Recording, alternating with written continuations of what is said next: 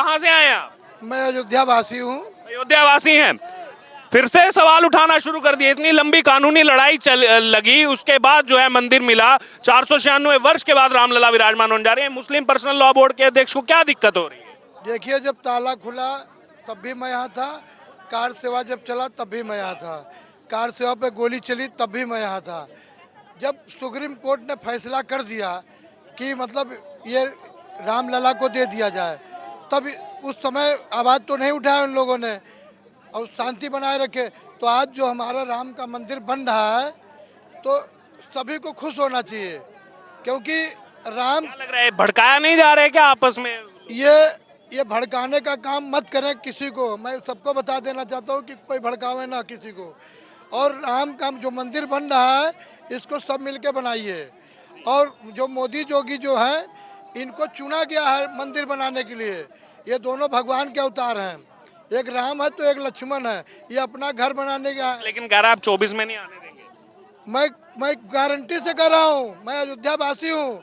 ये 400 से एक भी सीट कम नहीं आएगी। 400 सीट आएगी मोदी जी का, 400 सीट आएगी। और ये 400 सीट एकदम क्लियर बन के आएंगे मोदी जी। और 2024 में चुनाव में प्रधानमंत्री यही बनेंगे और कोई दूसरा नहीं बनेगा। क्या नाम है? विवेक सिंह, कहाँ के रहने वाले हैं? यही अयोध्या के ही। अयोध्या के रहने वाले हैं। मुस्लिम पर्सनल लॉ बोर्ड के बारे में सुना है? जी जी। फिर से उनके अध्यक्ष हैं जो रहमानी, फिर से सवाल उठा रहे हैं। क्या सबूत है रामलला वहीं पैदा हुए? मतलब कि जब सब प्रूव हो गया, सब कुछ चीजें हो गई, वो अभी भी वहीं पर लगे पड़े हैं कि क्या सबूत है रामलला वहां पैदा हुए? ऐसा क्या प्रूफ है कि जो बाबर था वो यहाँ पैदा हुआ था?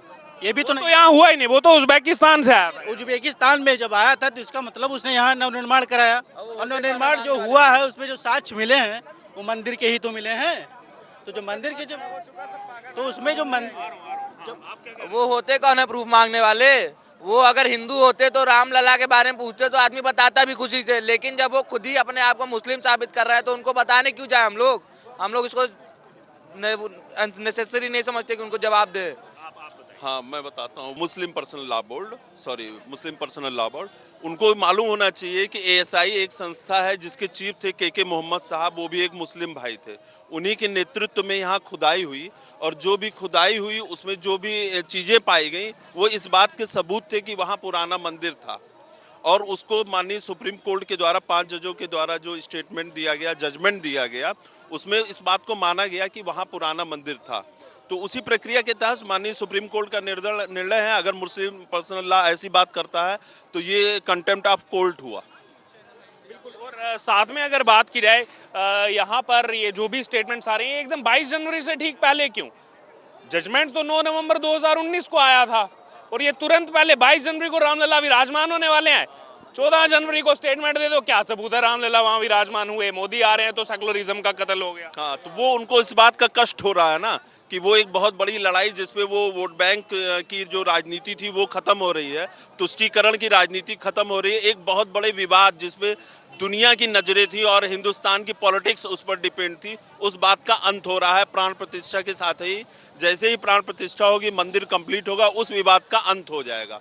तो एक बहुत बड़े लोगों की जो आमदनी का जरिया था, पॉलिटिकली जो एडवांटेज लेना चाहते थे, वो पूरी तरह से खत्म हो रहा है। वो अपने लोगों को ये भी भड़का रहे हैं कि ये अयोध्या हो गया, अब ये मथुरा काशी भी ले लेंगे। नहीं, मथुरा काशी जहाँ जहाँ भी देखिए, आज के समय में ऐसी इलेक्ट्रॉनिक सब मशीनें, कार्बन डेटिंग वगैरह मौजूद है जिससे हम किसी बिल्डिंग का या पुरातात्विक जो सर्वेक्षण हो रहा है उससे हम पता लगा सकते हैं। हम मोहनजोदड़ो और हड़प्पा और सभ्यता जब खोद के लेके चले आए, जो इतने 5000 साल पुरानी सभ्यता थी, तो उस पर कोई संदेह ही नहीं है कि जब इनकी खुदाई होगी, अगर माननीय निर्णय कोर्ट ऐसा निर्णय देता है, तो अगर उसमें से पुरातत्व विभाग फिर सर्वे करता और कोई ऐसी चीज़ निकलती है तो निश्चित रूप से जिसकी चीज़ थी उसको मिल जाना चाहिए। एक बात और कि देखिए, जब किसी को हम बलपूर्वक कोई चीज़ हासिल करते हैं, एक बाहर से एक आक्रांता आता है बाबर, और उसका एक सेनापति मीर बाकी होता है, और उसने यहाँ पे मंदिर तोड़ करके को मस्जिद बनाया, हर जगह विवाद की वो विवादित ढांचा तैयार किया। तो जब उसका सर्वेक्षण हुआ, जो बातें खुल के सामने आई वो हमें मिला कोर्ट के माध्यम से। आज भी ये जो रहमानी है, मुस्लिम पर्सनल लॉ बोर्ड के अध्यक्ष जो हैं, ये बात कर रहे हैं कि लोग वहाँ मस्जिद में जो है जाकर के नमाज अदा करते थे। आप ये बता दीजिए, ठीक है 1528 से चलिए मान लिया मीर बांकी आए, आकर के उन्होंने जबरदस्ती वहां राम मंदिर को तोड़ करके ढांचा बनाया। उससे पहले क्या होता था, इतने हजारों सालों तक क्या होता था वहां पर? लेकिन वहां नहीं जाएंगे।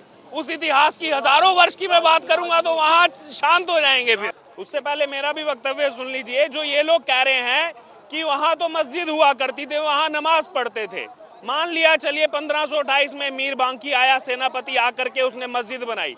अब आप लोग ये बता दीजिए, हजारों सालों से लाखों सालों से क्या था वहां पर? क्या रामलला वहां विराजमान नहीं होते थे? लेकिन वो नहीं जाएंगे, 500 साल से पीछे नहीं जाएंगे। इतिहास आ गया तो फिर मुंह कहां छिपाएंगे? जी महाराज जी, जी महाराज जी आगे। हाँ, यहाँ ये नाम बताइए आपका। मेरा नाम है आचार्य वायुदत्त पांडे। जी आप पूछ कह रहे थे कि वो लोग सवाल क्यों उठा रहे हैं।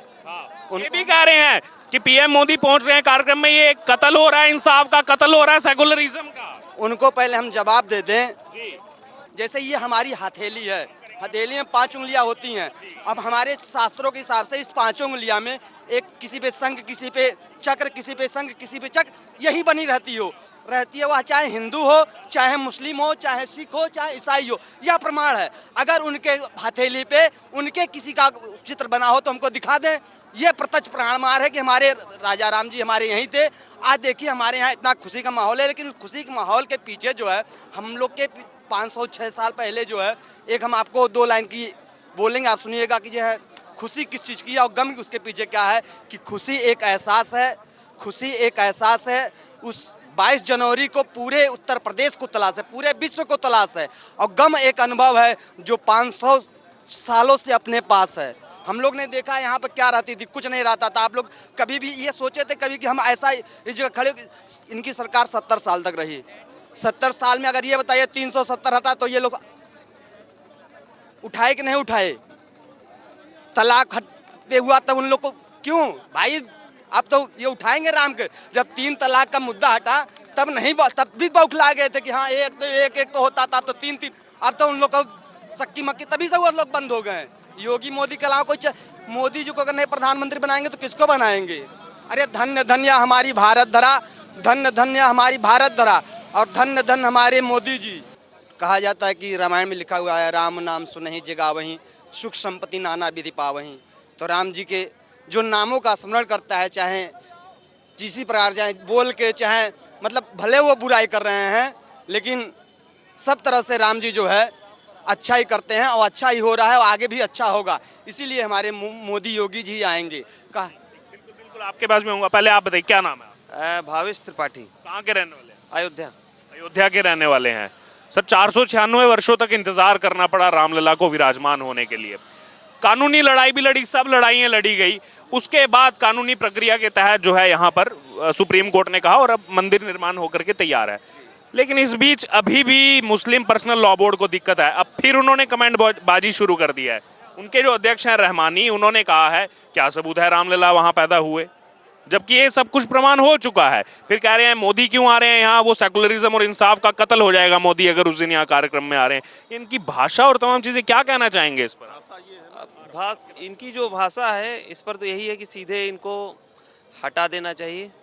कि पूरी व्यवस्था जो इनकी है वो एकदम नंबर 1 की है मोदी जी की। और ये व्यवस्था अगर हो पाई है आज के समय में तो वो आगे होना संभव नहीं है। नमस्कार, प्यारा हिंदुस्तान देख रहे हैं, मैं हूं आपके साथ अर्जुन खजूरिया।